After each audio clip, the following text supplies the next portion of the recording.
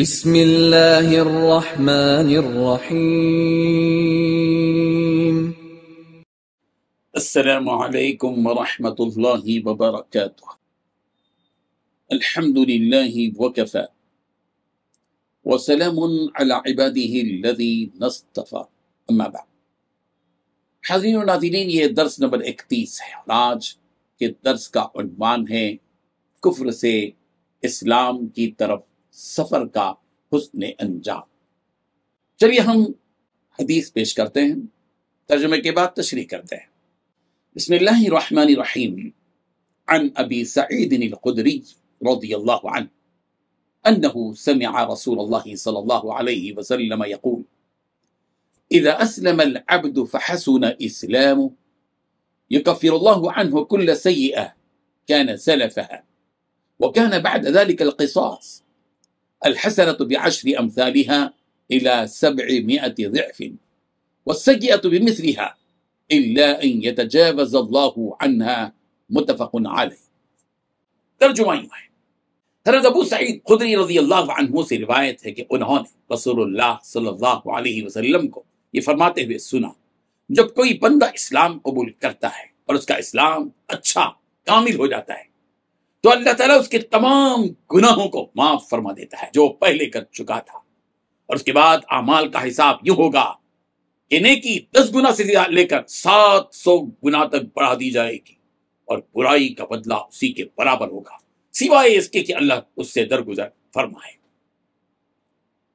بزرگان محترم، حضرت ابو سعید خدری رضی اللہ عنہ اس حدیث کے راوی ہیں جو جلیل القدر صحابی رسول ہیں۔ ان کا شمار ان صحابہ کرام رضی اللہ عنہ میں ہوتا ہے جو عمل اور تقوی میں ممتاز تھے۔ ان سے کئی حدیثیں مروی ہیں۔ حضرت ابو سعید خدری رضی اللہ عنہ کا اصل نام سعید بن مالک بن سنان انصاری ہے۔ ان کا تعلق مدینہ منورہ کے قبیلہ خزرج سے ہے۔ انتہائی کم عمر میں انہوں نے اسلام قبول کیا۔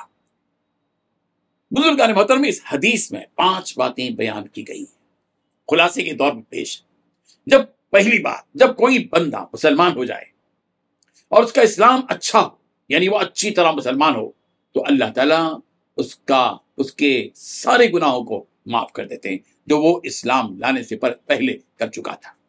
دوسری بات، آدمی کے اسلام لانے کے بعد نیا حساب شروع ہوتا ہے اور اجر و ثواب اور بدلے سے متعلق اصول اسی وقت سے جاری ہو جاتے ہیں۔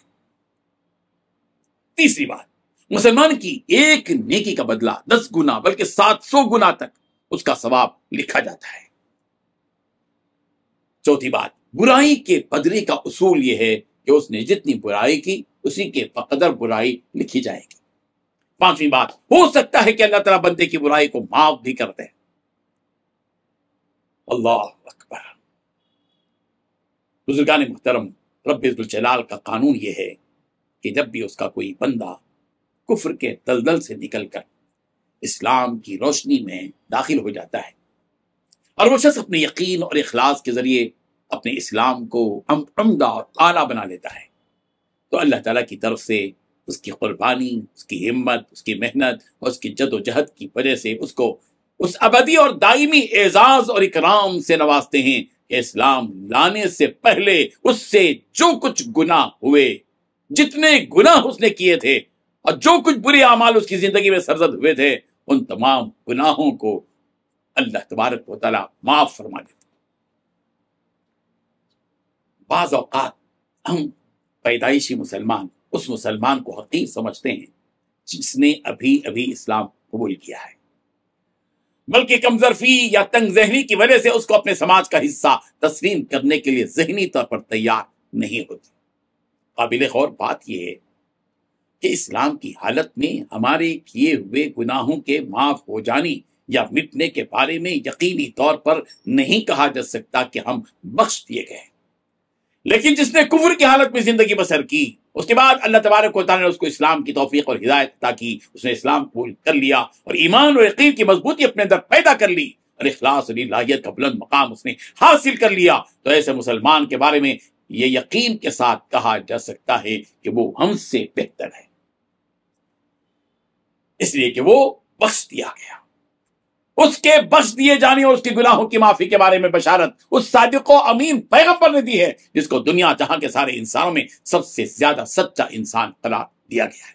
اس لیے لفظ نو مسلم کو داغ اور دھبے کی شکل میں تصور نہ کریں، یوں نہ کہیں کہ نو مسلم ہے، نو مسلم ہے، ارے وہ نو مسلم ہے، اس کی فائل تو اب شروع ہوئی ہے، تیری فائل تو تیرے بالغ ہونے کے بعد سے شروع ہوئی ہے۔ تو اگر 50 سال کا ہے تو غور کر کہ تیرے 50 سال میں کتنی غلطیاں ہوئی ہیں، کتنے جھوٹ تو نے کہے ہیں، کتنی بدماشیاں کی ہیں، کتنی خیانتیں کی ہیں، کتنی برائیاں کی ہیں، کتنی فحش باتیں کی ہیں، کتنے حرام مال کھائے ہیں، کتنی نمازیں قضا کی ہیں۔ ان تمام کا جواب تو تجھ کو دینا ہے۔ لیکن آج جو مسلمان ہوا ہے نو مسلم، جس نے صرف دل سے اسلام کو قبول کیا ہے، اس کی فائل تو آج سے شروع ہوئی ہے۔ اس کے نامہ اعمال میں کوئی گناہ نہیں، اس لیے کہ اللہ نے سارے گناہ اس کے معاف کر دیے۔ بتا اس نو مسلم سے تو بہتر ہو سکتا ہے، اس کے معاف کر دیے جانے کی مہر لگا دی گئی ہے، اعزاز دے دیا گیا ہے کہ وہ بخشا ہے، لیکن تیرے بارے میں کوئی یقین کے ساتھ نہیں کہہ سکتا کہ پروردگار نے تجھے معاف کر دیا۔ دوسری بات یہ ہے کہ آدمی کے اسلام قبول کرنے کے بعد جزا اور سزا کے دینے کے سلسلے میں نیا حساب شروع ہوتا ہے، اس کے پرانی اعمال بد کا کوئی حساب نہیں ہوگا۔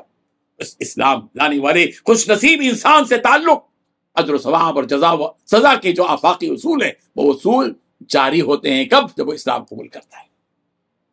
تیسری بات یہ ہے کہ اللہ تعالیٰ ایسے رحیم و غفور پروردگار ہے کہ نیکی کے جزا اور سزا کے بدلے کے سلسلے میں اللہ تعالیٰ کا عجیب رحمانی نظام ہے، ربانی نظام ہے کہ اگر کوئی مسلمان ایک نیکی کرتا ہے تو اس کو صرف ایک نیکی کا اجر نہیں دیا جاتا، بلکہ اس کو کم سے کم 10 نیکیوں کا اجر دیا جاتا ہے، بلکہ 10 گنا نہیں 700 گنا زیادہ اجر دیا جاتا ہے۔ بلکہ اس رب ذوالجلال کی شان یہ ہے کہ واللہ یضاعف لمن یشاء، وہ جس بندے کے بارے میں جانتا ہے اس کو اس سے بھی کئی گنا زیادہ اجر دیا جاتا ہے۔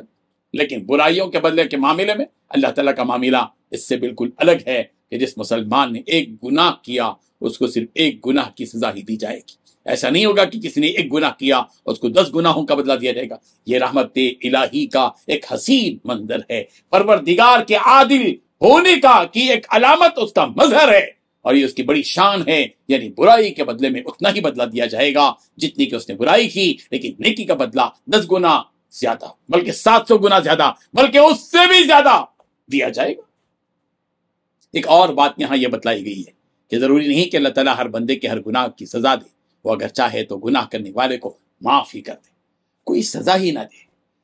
وہ رب ذوالجلال تو قادر مطلق اور مختار کل ہے، وہ اگر چاہے تو گناہ کرنے والے کو معاف ہی کر دے، کوئی سزا ہی نہ دے۔ کل یوم ہو فی شأن، سورۃ الرحمن آیت نمبر 29 اس کی شان تو ہر دن الگ الگ ہے، وہ جس شان میں ہوگا فیصلے فرمائے گا۔ ہر دن وہ ایک نئی شان میں ہے، وَيَبْقَى وَجْهُ رَبِّكَ ذُو الْجَلَالِ وَالْإِكْرَامِ، اور تیرے رب کا چہرہ باقی رہے گا جو بڑی شان اور عزت والا ہے۔ اللہ تعالیٰ ہم سب کو ان احادیث کو صحیح طور پر سمجھنے والا، عمل کرنے والا بنا دے، آمین۔ وآخر دعوانا ان الحمد للہ رب العالمین۔